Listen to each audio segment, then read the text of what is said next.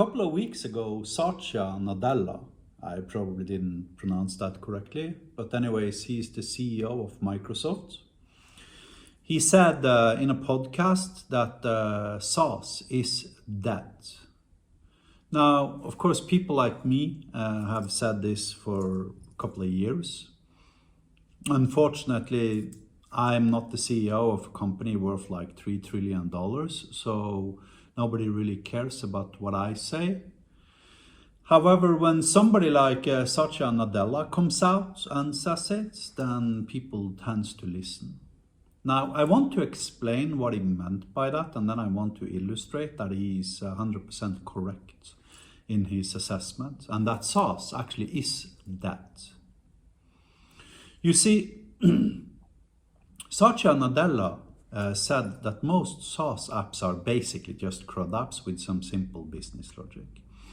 And the business logic can be implemented using prompt engineering directly into the LLM using system instructions or RAG or things that allows you to seed the underlying LLM such that it follows a workflow and a process dependent upon what prompt or query you supply to the LLM. And CRUD.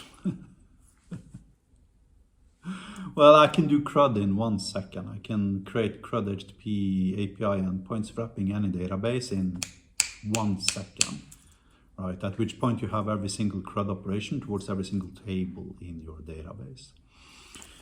You see, software developers in general have huge difficulties actually understanding what they are doing. They have absolutely no idea of what they're even doing.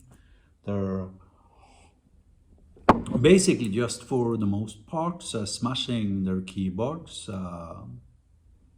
solving simple individual problems one at a time. Now, if they had stepped back a little bit from whatever problem they are currently facing and tried to generalize solutions wrapping that particular problem, they would have realized years ago that everything we do as enterprise software developers is basically CRUD with a little bit of business logic on top of it. Period. End of the debate. That means that not only are SaaS dead, but every single application you have ever created as an enterprise software developer is dead. Now let's take an example, being booking.com. And let me show you what I did this morning in a couple of hours of coding, such that you can maybe appreciate that Satya Nadella actually is right.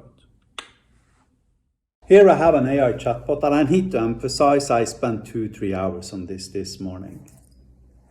So you can imagine what you can do if you have like weeks or months or maybe a year to implement something similar. Now, let me just illustrate the richness of this by talking to the guy. Speak out loud and clear. I want to fly from Larnaca to San Francisco the 20th of January, and I'm returning the 30th of January. Can you find me flights and a hotel? I want to fly first class, and I want to have a 5-star hotel, and please sort by highest and best reviews.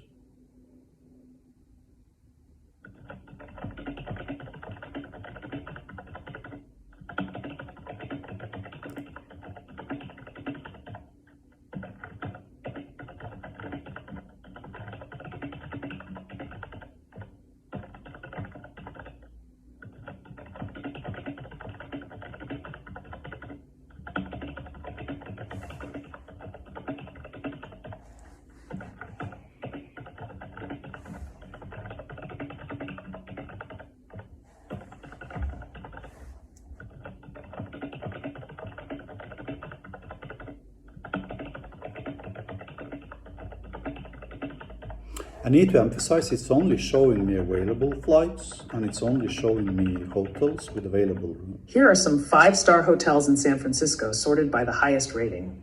Hotel name, overall rating, reviews, rate per night, amenities. I'm going to stop it now, but I think you understand the point.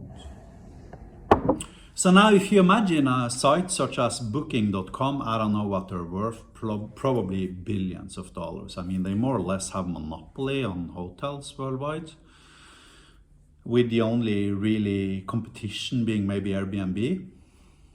But I just replaced booking.com, 2 hours of coding, with something that many people would argue is better than booking.com.